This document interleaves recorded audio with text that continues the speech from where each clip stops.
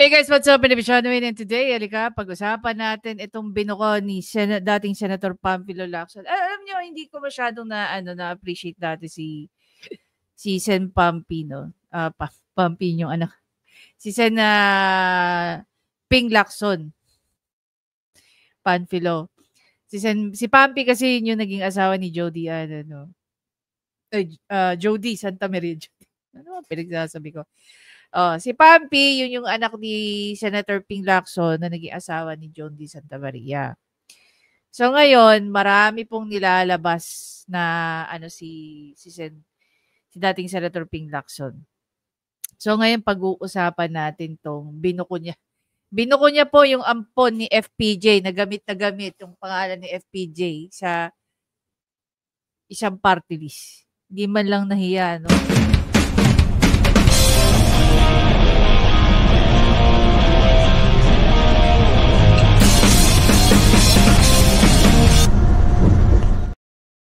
Eto guys, napauna lang natin. Nakita natin to dito sa Twitter. Okay? Palakihin natin. 5 bilyong halaga binenta ni Grace po, pirmahan ng blank budget for 2025. Bakit? Yung anak po niya, tumatakbong party representative. Yan. Anak ni Grace po, tatakbo sa party list.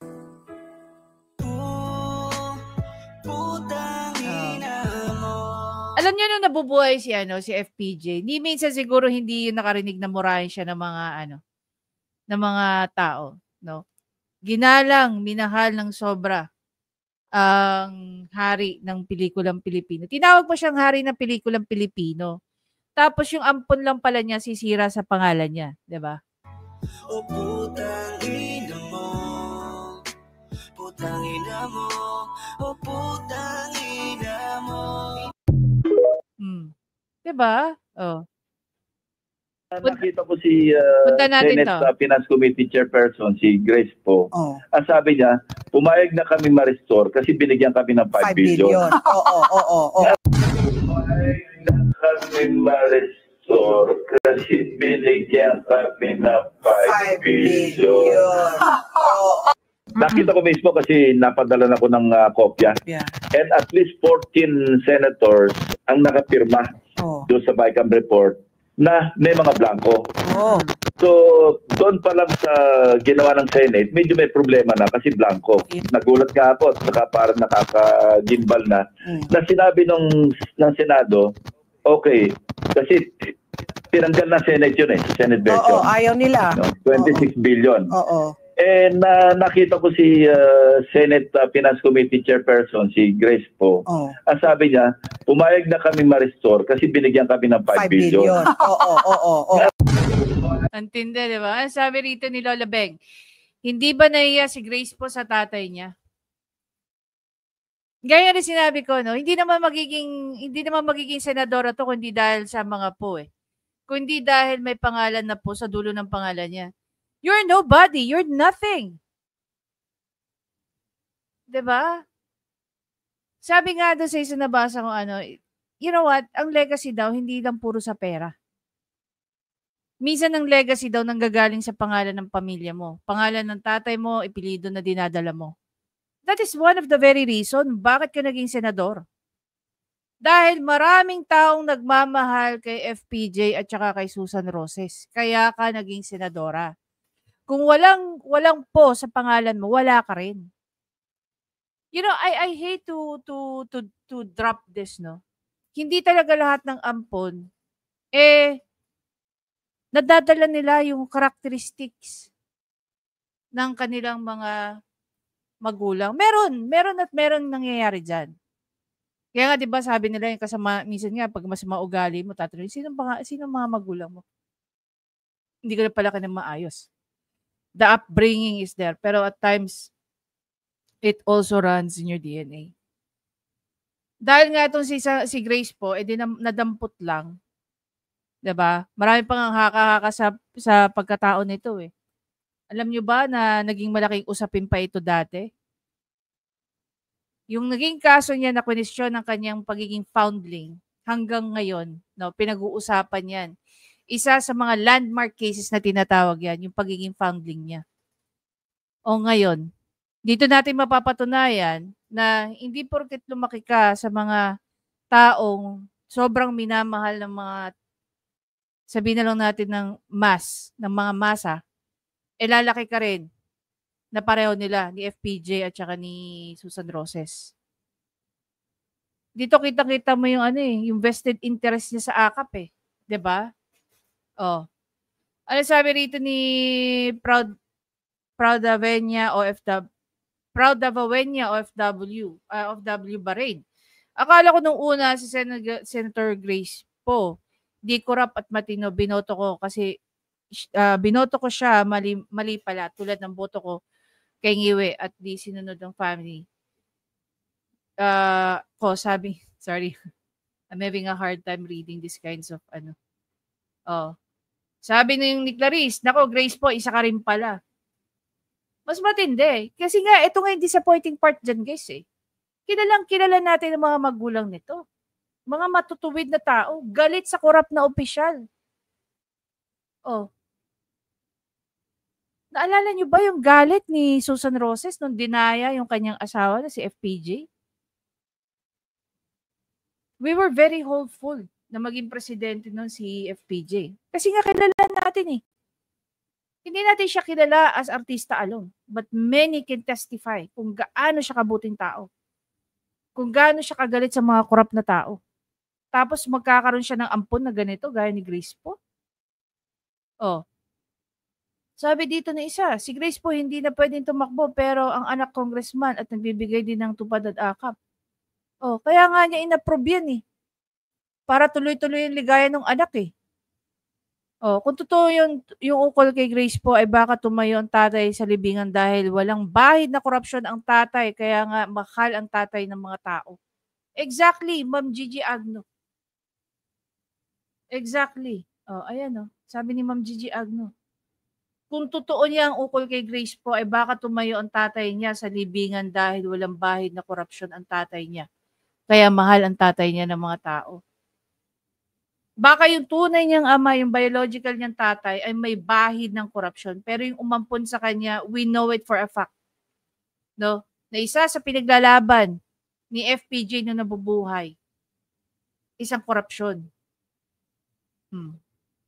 Sabi ni Miss Panda, wow, ang ingay nila sa 125 million ni Sara, nagamit naman sa tama samantaling 5 billion. Saan yan? Loyal Weste. Diba? Kaya pala, ang laking bigayan eh. Kaya pala si Cheese defend niya eh. Tiba-tiba pala. Totoo. No vote to 14 senators. Exactly, Miss Jenny. Sabi ni Kurt Pett. Heart Evangelista is 2B.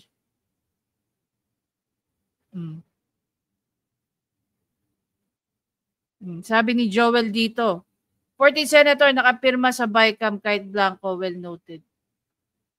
Si Grace parang di kadugo. Hindi naman talaga kadugo guys eh. Ni FPJ at Susan. Kung buhay yung mga magkakaugnayan si FPJ makatao. Exactly. Hindi po magkakadugo yan. Ampun lang yan si Grace po. Foundling nga. Si Lovie po ang tunay na anak ni FPJ. Exactly. Heart natin to. Diba? Sana mas inampo ni Susan Roses at saka ni FPJ yung mga naging anak ni FPJ sa labas. 'Di ba?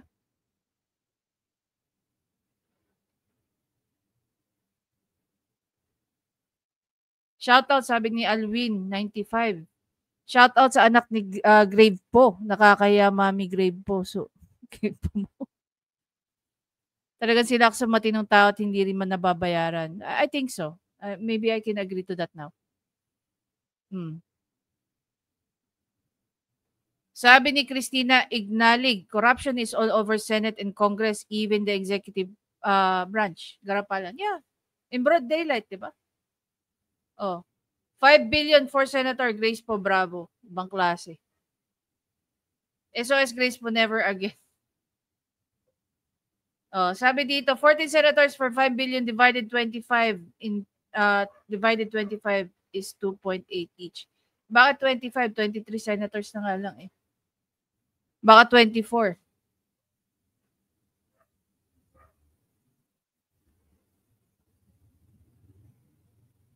Ang sabi ni Boss Jim dito, dapat gumawa ng batas bago mag-bycam. Kailangan sa loob ng 1 linggo nababasa lahat ng both houses at nakapaloob sa budget. Ang ginagawa kasi ngayon sa actual na para madali na tayong gaguhin. You know what? I really do appreciate how people are getting educated by, participating sa mga ganitong usapan. Lalo na with the power of the social media, mas lalo nating nare-realize na ang mga tao sa gobyerno natin ay maraming panggagagong ginagawa. 'Di ba? Kawawa yung mga mamayan, even some government employees na nasa baba lang just doing their job, Kawawa din sila. Alam niyo ba kung gaano karami? This is the funny part, no? A lot of private companies, a lot of employees from private sectors, they want to end contractualization. Ang hindi niyo po alam, mismo sa gobyerno ang daming contractual. There are a lot of people that I know who've been working just mga government offices na yan, who's been there for more than a decade. And you know the politics? Pag hindi ka tsumutsupa kung kani-kanino, dinudulit yung puwet ng kung sino man, you'll be taking out of the rooster. Kung sa tingin nyo malala ang contractualization ng private sector, mas malala po ang gobyerno. Hindi ba dapat ang job security nag-uumpisa sa gobyerno? There are other things din na naririnig natin. Kaya daw sila nagtatanggal ng JO dahil yung mga permanenteng nakaupo, may pwesto na. Regular employees ng mga government offices. I'm not gonna name names na anong agency yan. But I've been hearing a lot and I'm just, sharing it with you. Ang contractualization should stop sa government offices. These employees who's been there for a very long time, dapat itong mga to, nire-regularize nyo na. Tinatanggalan nyo sila ng maraming benepisyo by keeping them as your job order contractual employees. Nobody is talking about it. Now ito pa. To what I've learned. Ngayon, pag pumasok ka sa gobyerno, they are going to take you as a JO first. Kahit may plantilla. Bakit? Bakit kaya? I-JO ka muna before ka gawing isang regular employee.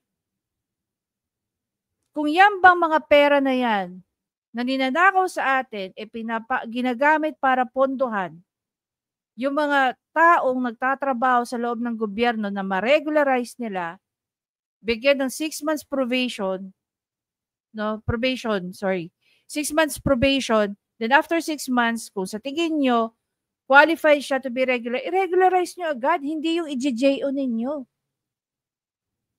Sabihin nyo, walang pondo, kulang ang pondo, walang ano. Itama nyo yung proseso nyo dyan sa loob ng gobyerno. Paano nyo itatama yung mga bagay sa private sector kung hindi nyo maitama yung nandiyadyaan sa government? Paano nga din maitatama? Kasi nga, binubulsa ang mga pondo na sana doon napupunta, hindi ba? Yung 125 million ni VP Sara issue, pero itong 5 billion ng AKAP, hindi issue. Diba? Kaya naman pala sinuportahan yung 5 billion. Kasi may makukuha na sila. Pero nung wala sila nakuha, they're so totally against it. But in fairness to Senator Amy Marcos, no? With or without the AKAP, against siya dyan. At ilan sa mga senador. Diba? Kaya naman pala umokay itong si Grace po dahil makikinabang din yung anak na namimigay ng tupad at saka ng ano. Putang ina ninyo. Pera ng taong bayan yan. Pero pinalalabas nyo sa mga beneficiaries niyan, pera na nanggagaling sa inyo.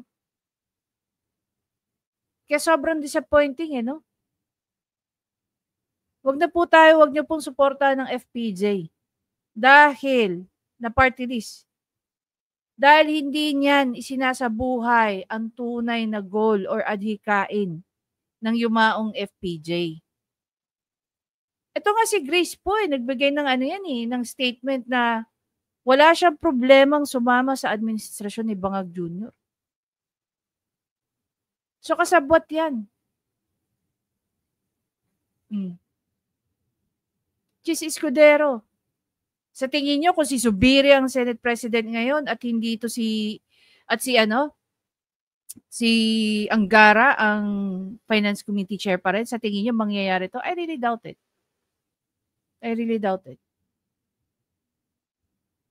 Siguro, kaya nila sinipa itong si Mig Zubiri dahil alam nila that Mig Zubiri will not play along with their tricks. Will not be part of whatever it is na gusto nilang mangyari. I think the way they see Mig Zubiri back then, even before this happened, magiging madugo na naman. Kasi for the last 2 years, si Mig Zubiri, ang Senate President, ang chairman naman ng Senate ng appropriation dyan sa Senado, walang iba kundi si Angara. Siguro pinahihirapan ng dalawa yung mga taga-Congress. Kaya ginawa ng paraan para sipain at ipalit itong si Lacson, si Chis Escudero at saka itong si Grace po na ampon. Na hindi man lang nahiya. Diba? Nakakagigil. Kaya pumayag na ma-restore ang AKAP dahil makakatanggap ka na ng 5 billion. Antindi.